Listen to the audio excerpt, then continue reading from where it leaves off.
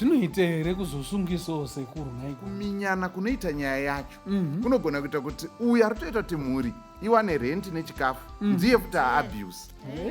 Pane dzimwe dzinogona kuitika kana musangano chaizvo uchingozvifambira munhu akakupa comment ongoramba okupa comment madhoka makachena mayorwadza nonasi makachena munhu wechirume zvinogona kutondishungurudza. Saka chero murume akatadzawo kukontributa mumba kutengera vana inonzi chibhutsu nemasokisi ekuchikoro netai iyai asi ane capacity yekuzviprovide yava economic abuse. Pamwe pane midzi yanzi imwa anonzi maguchu omwa akuda bonde 24/7 kana katatu pazuva semapiritsi umwe wake ari kushungurudzana nazvo. Saka namuchibatsira evictim hamusingobatsira kuti arapwa here apora here. Handiti masainzi kuda anotozosvika pakupera kana asina kuzowanawo chimwe chamuwana.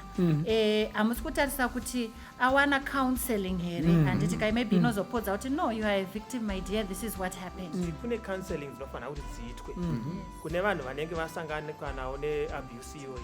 Kana kumba kuri right izvo zvakateramira uri muchechetere mvura yeguwi idi kuenda pana Mwari, tinoenda pamberi paMwari tiine simba, tiine mufaro, tichiunza rumbidzo mukati memba yaJehovha.